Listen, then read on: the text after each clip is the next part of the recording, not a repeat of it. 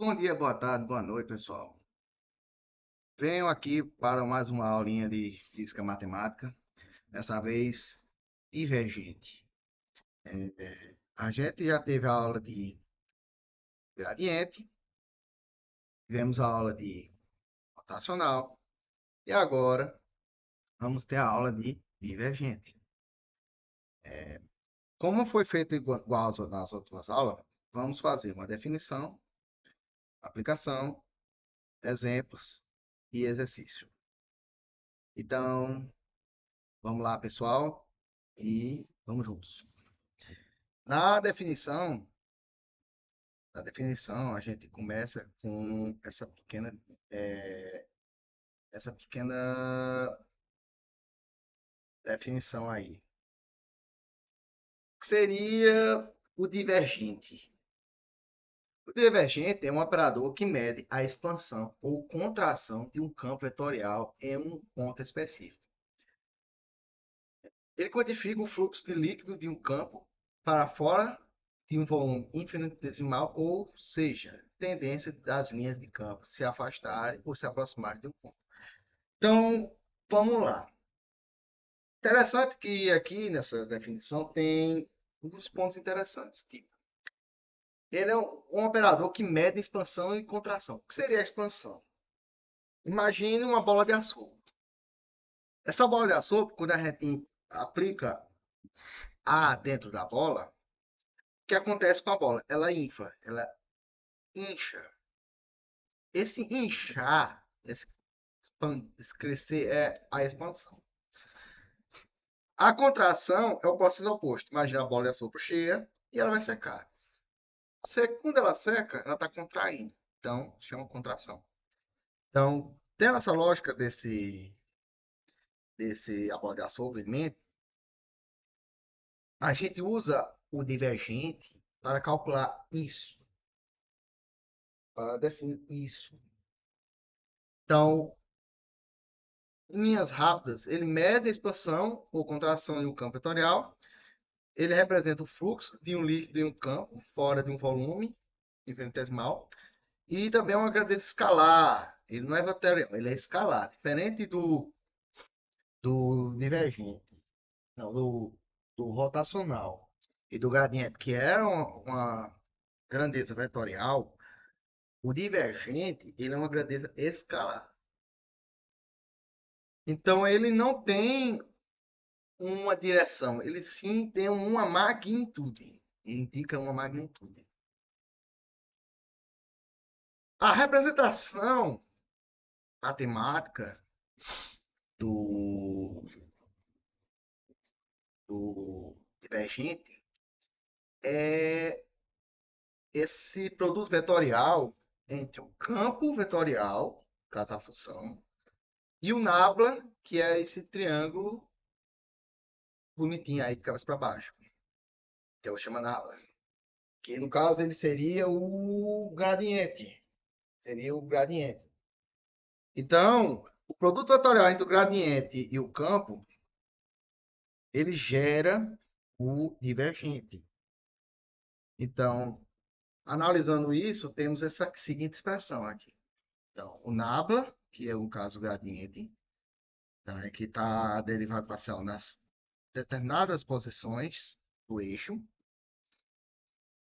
e a função x em x, em y, em z. Caso. E aí ele vai gerar fazendo um produto vetorial, ele gera essa função aqui, que é a derivada parcial de x em x, mais f de derivada parcial de y em y, mais fz em z. Então, tendo isso, a gente pode ver que o ponto, ele pode variar dependendo do ponto no espaço. Então, vamos lá.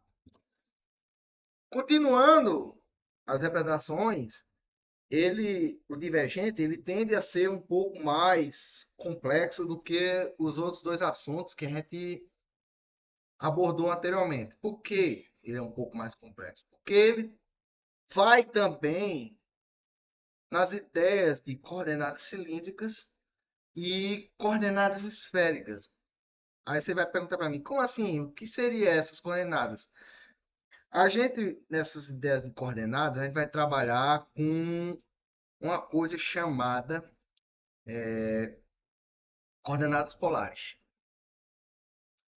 Se vocês perceberem, aqui a gente vai trabalhar em lógica de raio, de ângulo e do eixo. No caso aqui, o eixo seria o eixo Z. Isso seria em coordenadas cilíndricas. Analisando em coordenadas cilíndricas, temos aqui a imagem, tá vendo? O radial é o eixo Z. O ângulo é o X, o ângulo é o Y, e o raio é como se fosse o Z, o X. Segundo ponto que a gente vai analisar é uma metamorfose na equação. Você perceberam que aqui você vê que é uma derivada parcial em x, y e z. Aqui não. Aqui ele já vai além. A fórmula do divergente na cilíndrica, ele, você perceber, ele vai dividir pelo raio. Raio. Só não em z, mas o y e o x, que na lógica do coisa, seria o raio. Então, aqui analisando, a derivada aqui seria o quê? O raio vezes a função do raio, no caso ali nas coordenadas cilíndricas, né? Com a derivada parcial do raio. Mais 1 sobre r, mesma coisa, do ângulo sobre o ângulo.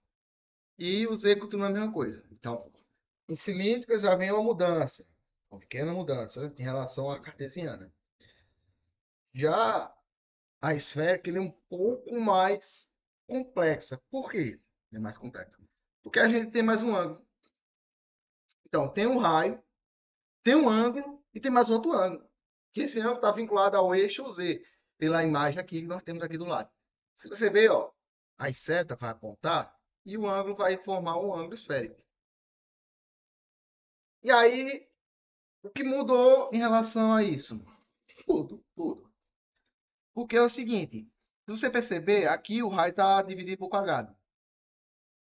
E aí a derivada seria a derivada do r quadrado de FR dr. Então você vai pegar essa derivada aqui, desse cara aqui, em relação a R. A derivada desse cara aqui em relação ao ângulo, dividido. Olha só, no Y aparece um R seno. Já no X é um R quadrado. No Z também é um R seno. Só que o Z tem esse φ aqui, em relação a φ. Então, cilíndrica, a fórmula é essa. Esférica, a fórmula é essa. Mas aí vai perguntar para mim, onde é que se aplica? Em todo lugar. Porque, vou dar um exemplo. E coordenada esférica, a gente trabalha a coordenada esférica em campo magnético. Campo magnético trabalha com coordenada esférica.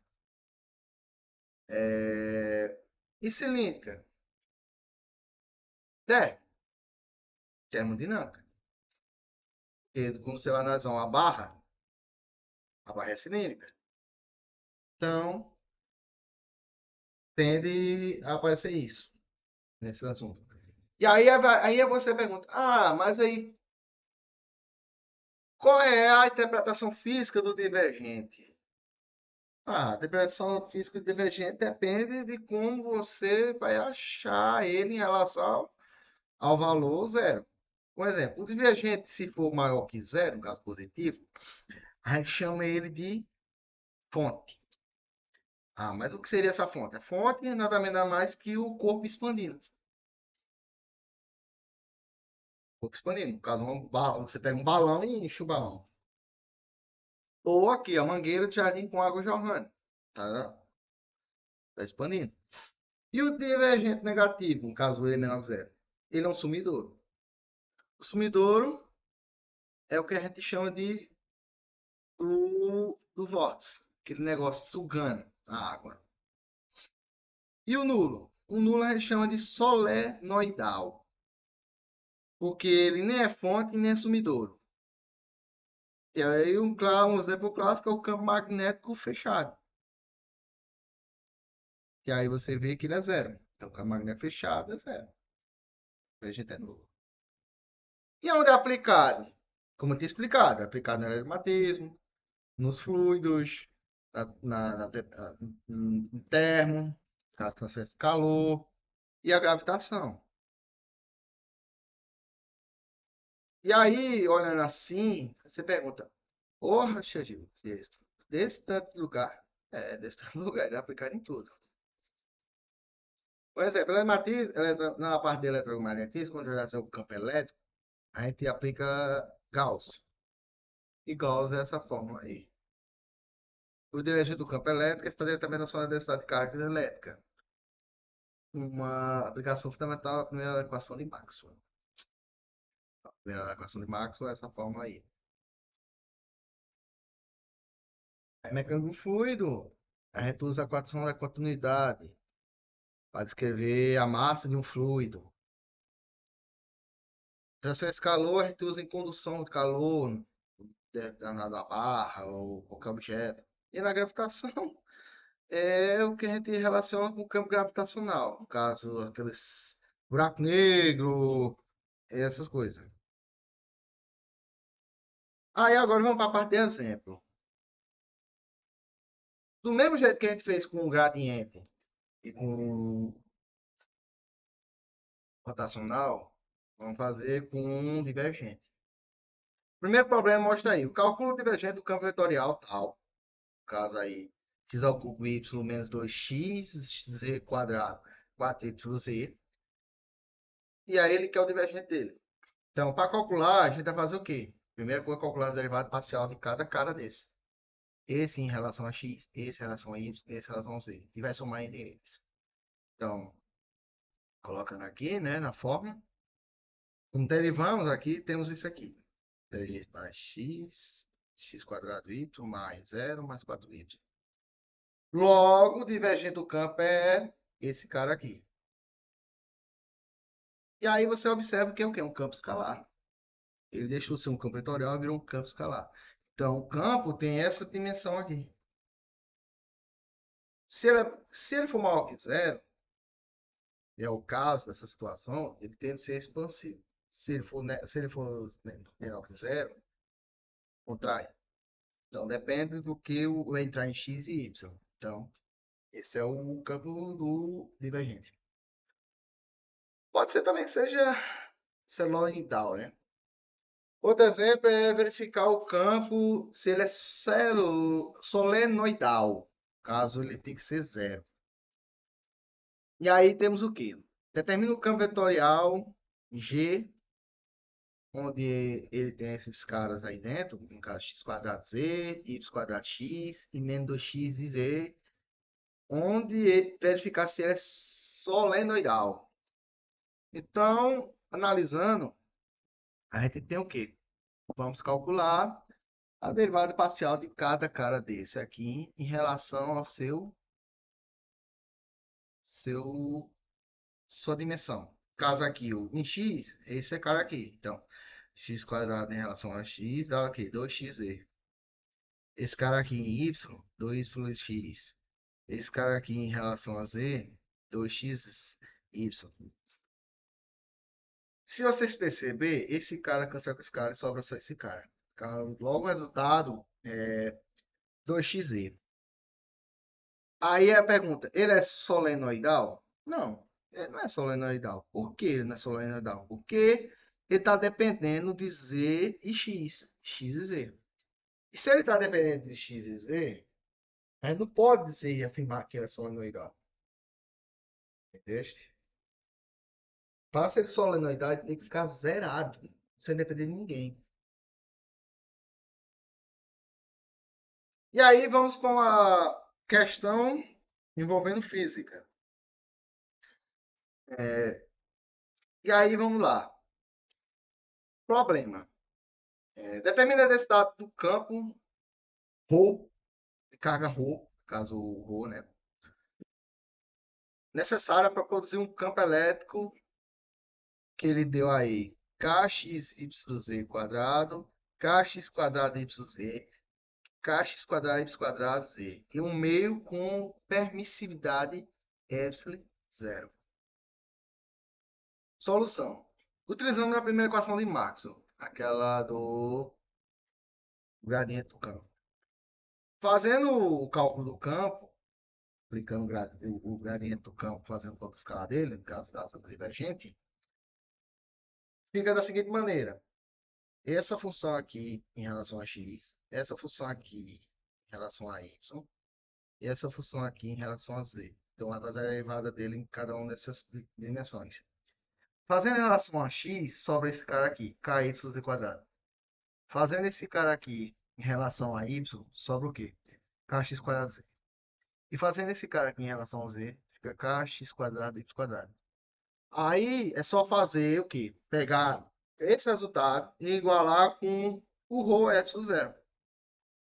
E aí, quando iguala o ρ epsilon zero, temos que ky quadrado mais kx quadrado mais y quadrado, passando o epsilon zero dividido multiplicando, temos que a densidade é essa aqui, epsilon zero k, em evidência, yz quadrado mais xz quadrado mais zy quadrado. Agora percebemos que é o seguinte, a gente percebe que o divergente ele é um pouco mais trabalhado, ele é um pouco mais, podemos dizer, mais profundo do que o gradiente e que o rotacional. Mas ele é tão importante quanto os outros dois, é tão importante quanto ele. E aí, qualquer dúvida que vocês tiverem, é só mandar no chat. E muito obrigado e até mais.